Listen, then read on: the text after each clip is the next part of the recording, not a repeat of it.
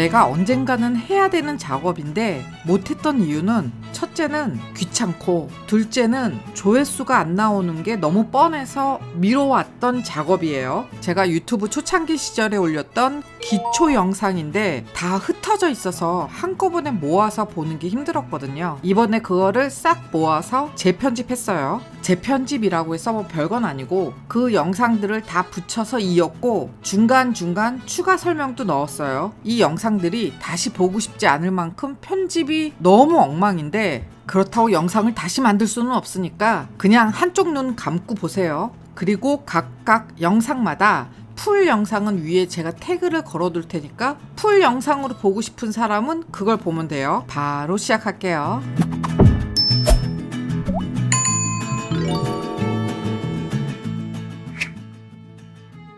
자, 먼저 결론부터 얘기할게요. 실이 이렇게 길잖아요. 이 양쪽 끝에 각각 바늘을 달아주는 겁니다. 가끔 가다가 착각하시는 분이 계시더라고요. 이 한쪽에만 실에 바늘을 끼우는 건 줄 아는데 아니고요. 양쪽 끝에 모두 다 바늘에 실을 끼워줘야 됩니다. 즉 바늘이 2개 필요한 거예요. 이렇게 작업해 주세요.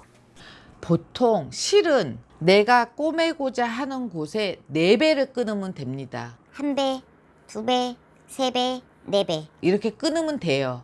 그런데 거기에는 조건이 있어요. 이렇게 짧은 거 있죠? 이런 건 4배를 끊으면 아니고 좀 어느 정도 길이가 되어야지 한 이 정도 길이가 되어야 4배를 끊어도 돼요. 요 정도는 4배 끊으면 실이 100% 모자르고요. 아, 말이 너무 많은데 그냥 기본이 4배고 그거보다 짧거나 길거나 그건 각자 알아서 해. 실은 여러 가지 종류가 있어요. 실까지 설명을 하자면 너무너무 얘기가 길어지고요. 솔직히 어떤 실을 쓰든 크게 상관없는데 나는 초실이랑 링카블레 딱 2가지 실만 쓰니까 그건 참고하고 내가 만약 권한다면 링카블레야. 링카블레라는 실은 아주 좋아. 한 다음에 비즈 왁스거든요. 비즈 왁스에다가 이렇게 2번 왔다 갔다 한 후에 필히 이런 가죽에다가 닦아주셔야 돼요. 이렇게 잘 닦아주세요. 그런데 여기서 유의점 하나, 만약에 실이 블랙이라면 더 빡빡 닦아주셔야 돼요. 아니면은 비듬 낀 것처럼 보여요. 사람들이 대부분 존 제임스 4호를 많이 쓰는데 나는 3호를 써. 그 이유는 3호 바늘이 조금 더 크기 때문이야. 설명드릴 테니 잘 보세요. 바늘이 2개 필요하고요. 바늘 귀가 위로 간 상태에서 여기가 귀예요. 바늘 귀가 위로 간 상태에서 바늘 길이 하나만큼 내려옵니다. 그 다음에 요 자리 있죠? 요 자리 하나만큼 내려온 요 자리 여기를 바늘 침이 실을 관통을 합니다. 이렇게요. 관통했죠? 자, 혹시 어느 쪽이 더 잘 보이려나요? 자, 관통했죠? 이렇게. 이 말을 잘 이해들을 못하는데 바늘로 실 가운데를 뚫어버리는 거야. 그러니까 실을 선택할 때 너무 가는 거를 쓰면 좀 어렵겠지?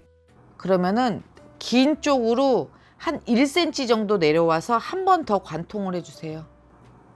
이렇게요. 이런 모양이 됐죠? 그런 다음에 이 맨 끝을 귀에다가 끼워주세요. 이게 만약에 잘 안 끼워진다 그러면은 약간 2로 눌러서 뼘뼘하게 만든 다음에 끼워주세요. 끼워서 다 빼지 마시고요. 얘도 요만큼만 남겨놔주세요. 이렇게.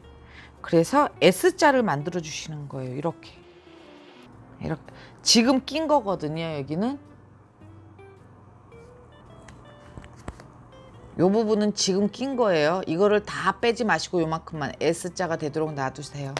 그런 다음에 바늘 침 쪽을 손으로 잡고 이쪽 손으로 이렇게 잡고 여기서부터 이렇게 훑어서 내려오시는 거예요. 얘네들을 잡고 다 내려오세요. 이렇게. 그럼 매듭이 생겼어요. 어디 생겼냐면요. 여기 생기고 여기 생겼어요. 매듭이 지금 2개가 똥똥 생겼어요. 하나, 2개 이렇게. 그럼 된 거예요. 이게 실 깨는 방법이에요. 이 방법으로 실 양쪽 끝에 각각 바늘을 끼우면 돼. 모두 2개 끼워야 되는 거야. 제발 양쪽에 다 끼워. 한쪽만 끼우지 말고. 바느질 하기 전에 바느질 구멍을 먼저 뚫어야 돼.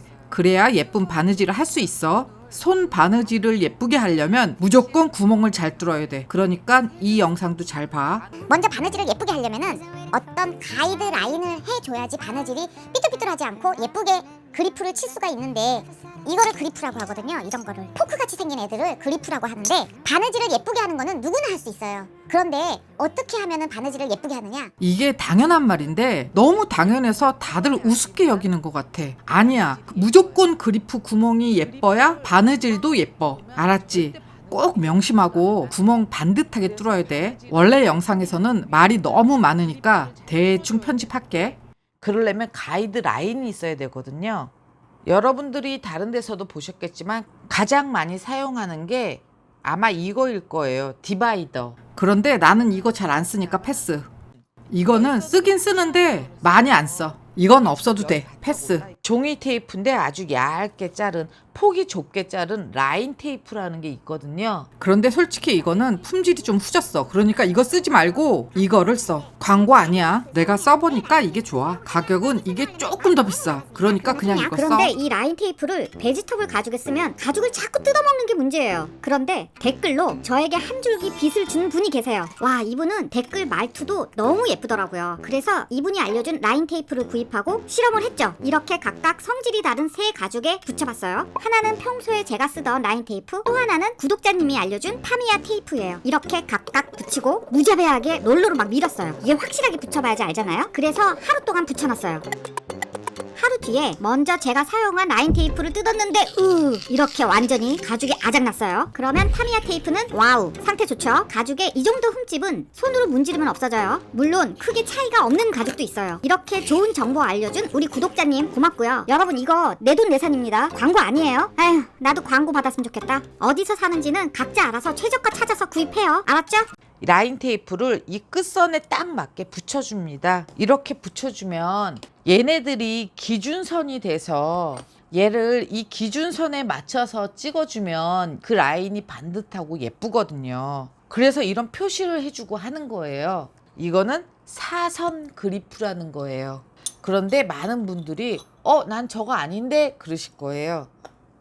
자, 이렇게 생긴 것도 있습니다. 이거는 다이아몬드 그리프라고 해요. 찢어지는 모양이 약간 다르지만 결론적으로 바느질을 하고 나서 보면 일반 사람들이 보면은 똑같고, 가죽공예 오래 한 사람들이 보면 저건 다이아몬드 그리프로 찍었구나, 사선 그리프로 찍었구나 알 수 있고, 그 정도로 감쪽같이 잘 몰라요. 얘는 많이 싸고요, 얘는 많이 비싸요. 물론 얘도 브랜드에 따라 다르지만 처음에 시작할 때 굳이 이걸로 안 하고 이 다이아몬드로 시작하셔도 전혀 무리가 없어요. 단지 얘는 이렇게 열 날짜리가 없어요. 그래서 여러 번 찍어야 된다는 불편함이 있는 거지,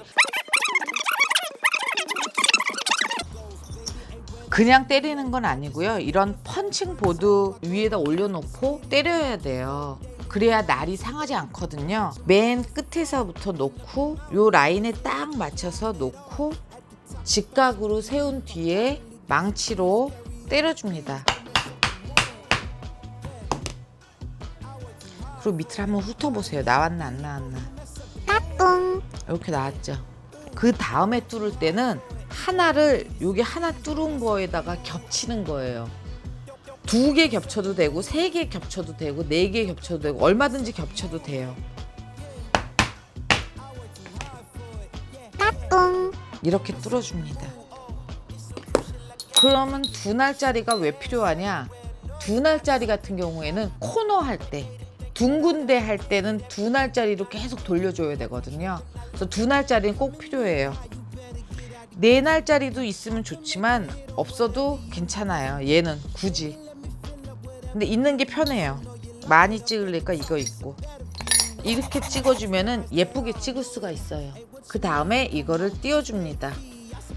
내가 여기서 꼭 하고 싶은 얘기는, 누가 이 단순한 걸 몰라, 제대로 놓고 제대로 찍으면 되지 라고 얘기할 수 있는데 그게 다가 아니라는 거야. 누구나 망치질을 너무 쉽게 할 것 같지? 절대 안 그래. 반드시 그리프를 90도 각도로 세우고 정확한 위치를 타격해야 돼. 알겠지? 이게 엄청 쉬운 것 같은데 의외로 못하는 게 바로 이거야. 구멍만 잘 뚫으면 바느질 70점은 먹고 들어가는 거야. 알았지? 오늘은 새들 스티치를 하면서 바느질하는 방법을 알려드릴 거예요. 제가 여기다가 앞이라고 썼어요. 여긴 뒤라고 썼고요.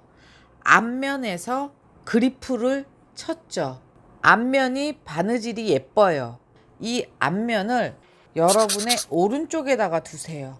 그리고 앞면이 핑크색이고 지금 오른쪽에다 뒀어요. 첫 바늘은 맨 끝에 시작점에서 그냥 통과를 해주세요. 첫 담은 처음 시작하는 구멍에서 그냥 통과를 해주세요. 그래서 반을 잡아주세요. 반.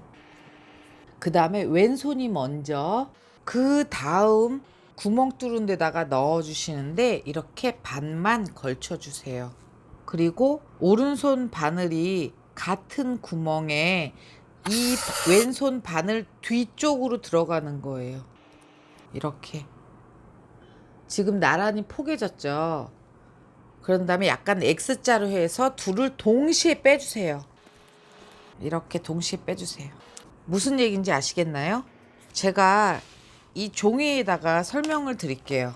첫 구멍은 통과 해서 이렇게 반을 잡아줬죠. 그 다음에 그 다음 구멍에 왼손이 먼저 통과해 주세요. 이게 1번이에요. 그 다음에 오른손이 같은 구멍 뒤쪽으로 통과하는 거예요. 이렇게. 이게 2번이에요. 그래서 바늘 두 개가 같이 구멍 안에 들어가 있는 상태에서 동시에 빼는 거예요. 계속 똑같은 게 반복이에요. 자, 다시. 그 다음 구멍으로 들어갔어요. 반 걸쳐 있죠? 그 다음에 오른손이 이 반을 뒤로 들어가요. 그래서 동시에 X자를 만들면서 동시에 빼주세요. 계속 반복이에요. 왼손이 먼저 들어가고 오른손이 이 반을 같은 구멍 뒤로 들어가서 동시에 뺀다. 그런데 가끔 가다가 어떤 분들이 계시냐면은 왼손으로 해서 넣어서 빼고 오른손이 이 뒤로 해서 빼고 이렇게 하시는 분들이 계세요. 똑같은 거 아니냐? 네, 똑같아요. 맞아요. 그런데 왼손이 들어갈 때 이 안에 들어가 있는 실을 이렇게 통과할 수가 있어요. 그런 방법은. 그렇게 만약에 통과를 하게 되면 풀기가 너무너무 어려워요. 실이 완전히 안에서 꼬여버리는 거라 너무 어렵거든요. 그런데 제가 알려드리는 이 방법은 실이 이 안에서 꼬이지가 않아요. 그럼 이쪽에서 보면 약간 사선이 나오고요.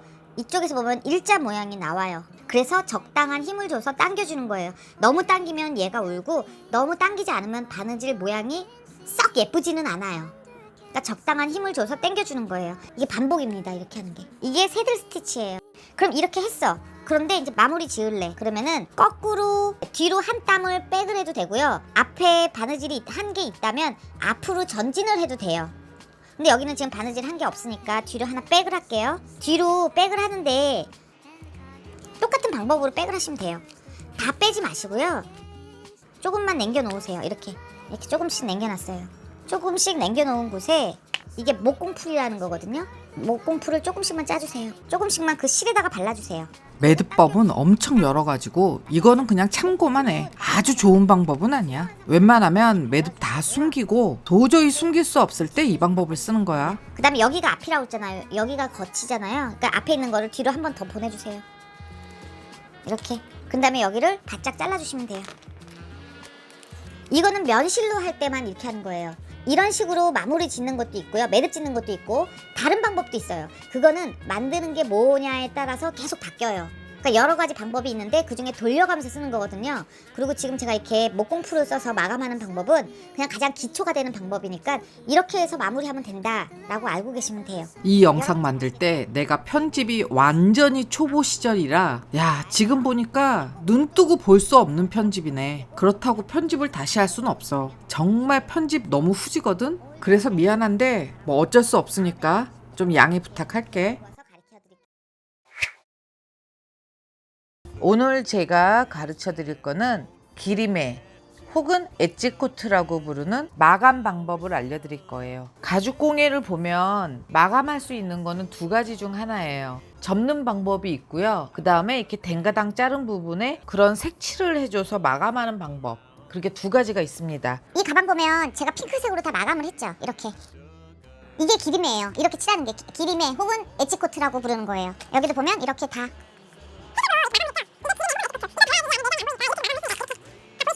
이거 하는 방법을 알려드릴 거예요. 아주 중요하고요. 이거는 필히 알아야 되는 거예요. 제가 만드는 거 보면은 기림에 몇 번, 후놀이 몇 번, 뭐 어쩌고 이렇게 얘기를 해요. 그걸 알아들으시면 되고요. 제일 처음에 베이스로 먼저 이런 약품을 먼저 발라주는데 이거 할 때 보통 우리가 기림에 한다라고 얘기를 해요. 이거는 페인치 제품인데 이거 아니더라도 싼 게 많으니까 그거를 사용하시면 되고요. 이게 중요한 게 농도예요. 농도가 너무 되직하면 안 돼요. 되직한 거보다는 묽은 게 나니까. 여러분, 기림에는 어느 브랜드냐 이게 중요한 게 아니고 농도가 중요한 거야. 이게 너무 중요해서 내가 다시 한번 강조하는 거야. 기림에는 절대 되직하면 안 돼. 되직한 거보다 묽은 게 100배 나아. 만약 자기들이 적정한 농도를 모른다면 그냥 묽게 만들어서 사용해. 그게 되직한 거보다 100배 나아. 화면에 보여지는 저 페니체 기림에가 색깔이 아주 다양하고 묽어. 그래서 좋은 거야.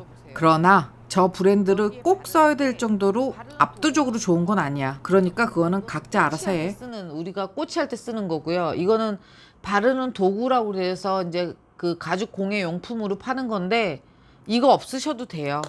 아니야, 있는 게 편해.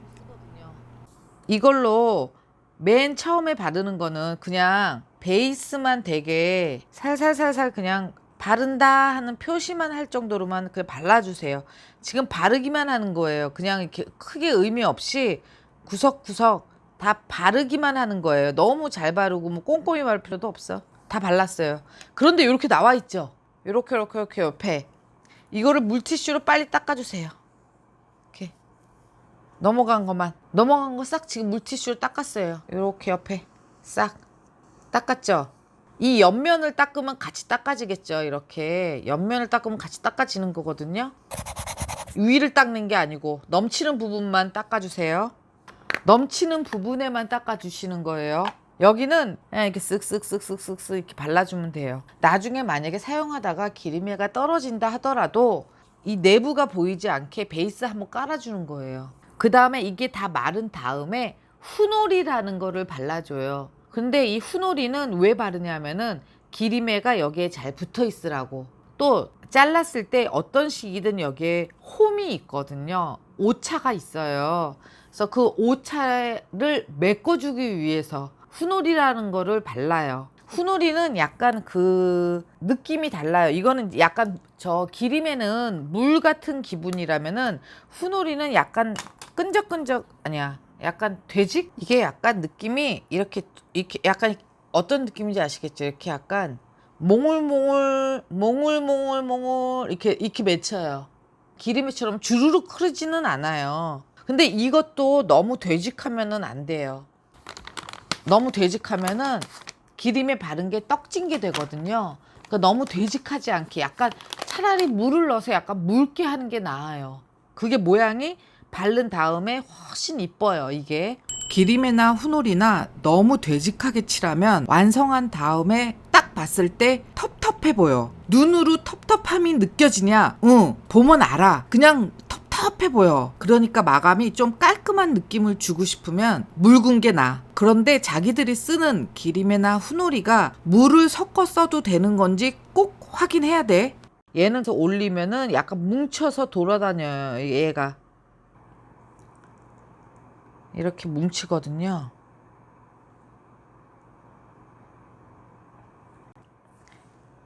한 다음에 얘도 이 옆면을 이렇게 닦아주세요. 이렇게 닦거나 아니면 손가락으로 이렇게 닦아주세요. 이렇게 손가락으로 대면 손가락이 약간 이렇게 쿠션이 있어서 약간 이렇게 들어가잖아요. 이런 식으로. 그래서 약간 밀려가지고 바깥에 있던 이 후놀이들이 안으로 들어가서 이렇게 돼서 울퉁불퉁했던 것들이 이렇게 모아져요. 그래서 이렇게. 이게 저의 후놀이 잘 칠하는 비법이에요. 제가 기림의 여신이거든요. 기림에 정말 잘하거든요.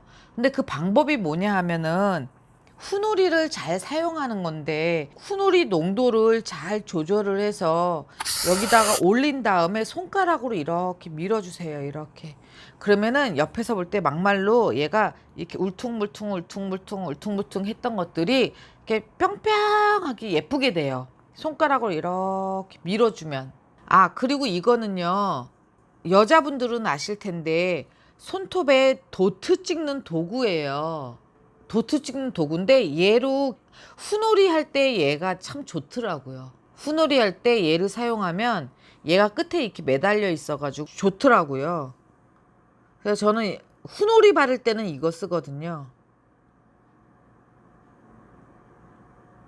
도구는 어떤 게 좋다 나쁘다가 없어요. 자, 앞은 제가 정리했더니 깨끗한데 뒤는 지금 막 바르고 나니까 얘가 울퉁불퉁해졌어요. 그래서 이렇게 정리를 해줍니다. 여기 조금 안 바른 부분이 있네요.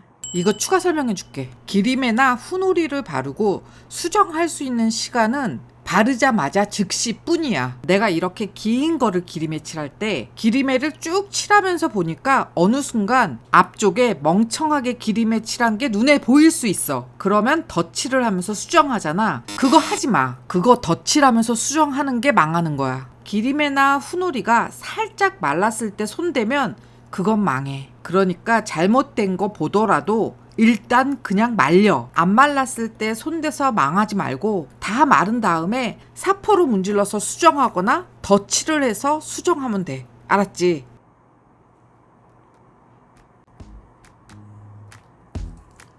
됐어요. 얘를 손을 대면 안 되는 거고요. 직접 옆을 손을 대서 얘를 이렇게 모아주는 거예요. 이렇게 해서 가운데로 몰아주는 거예요. 그래서 다 마른 뒤에 보통 후놀이는 한 번만 바르면 별로 효과가 없어요. 2번 정도 발라야지 얘가 뽕긋하게 올라오거든요. 어떨 때 한 번 바를 때도 있고 어떨 때 3번 바를 때도 있어요. 이 두께에 따라서 달라져요. 그 다음에 맨 마지막에 기림에 예쁘게 꼼꼼하게 발라주고 끝내는 거예요. 이거는 가르치는 사람마다 모두 다 방법은 다르지만 똑같은 거 한 가지는 있어. 중간에 뭘 칠했던 맨 마지막에는 저렇게 알록달록한 색깔이 있는 기림에를 칠해야 되는 거야. 절대로 후놀이까지 칠하고 끝! 그런 거는 없어. 알았지? 다 마르냐? 그거는 날씨나 뭐 이런 기온에 따라서 계속 달라지는 거기 때문에 뭐 장담할 수는 없지만 억지로 선풍기에 말리지 마세요. 억지로 선풍기에 말리면 갈라지니까 그렇게 해서 말리시지 마시고 기림에나 그런 거 싼 거 사도 좋아요. 저는 여태 이걸로 하면서도 전혀 문제 없었거든요. 잘 만들었었거든요. 그러니까 기림에는 이렇게 하시면 됩니다. 하고 이거 아직 안 말라서 그렇지만 다 마른 다음에 한 번 더 바르고 그것도 다 마르면 기림에 한 번 더 바르면 끝!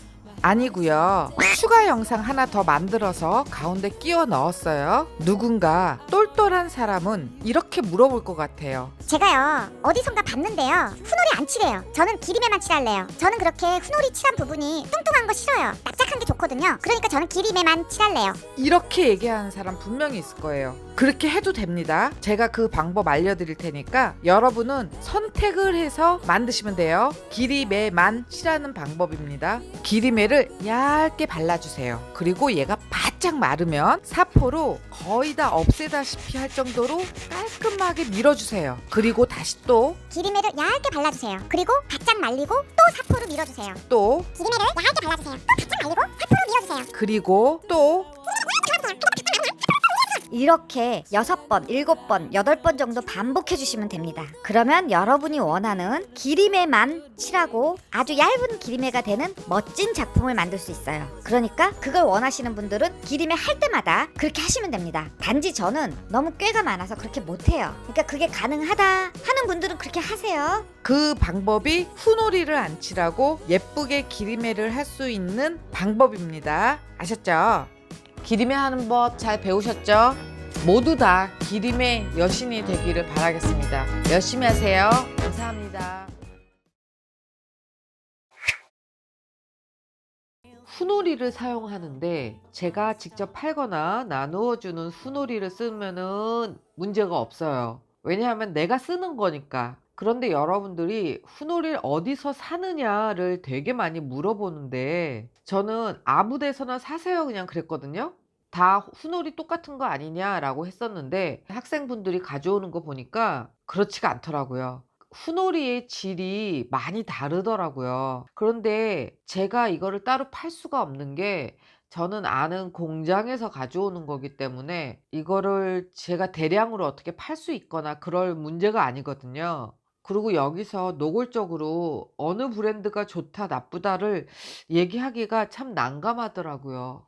그래서 그거 완전히 종식시켜 드릴게요. 여러분 저한테 살 수 없잖아요. 그러면 그냥 이거 사세요. 이거는 대용량이고요. 여러분들이 이렇게 대용량으로 사지 말고 조그만 거 팔거든요. 그거 사세요. 지아디니라는 건데요. 이태리에서 수입한 거고 일반적인 후놀이보다는 비쌉니다. 비싼데 품질은 보증이 돼요. 어설픈 거 사서 버리느니, 그리고 계속 마음에 안 드는 어설픈 거 사느니 차라리 한 방에 좋은 거 사고 끝내세요. 이거 만약에 3번 칠하는 거라면은 이거 2번만 칠하면 돼요. 그러니까 질적으로도 좋고요, 발림성도 좋고 다 좋아요. 흠은 딱 하나예요, 가격. 그런데 이 정도는 투자해도 된다고 생각하거든요.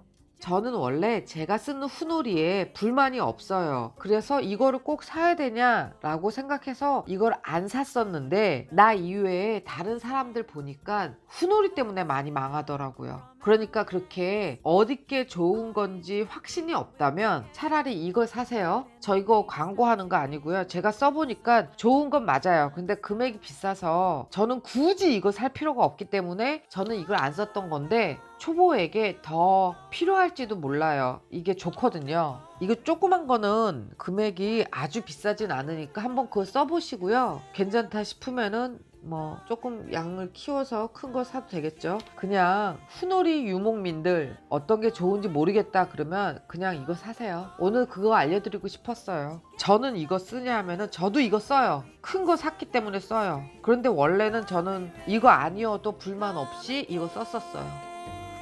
오늘 영상 여기까지 할게요. 감기 다 낫고 올게요.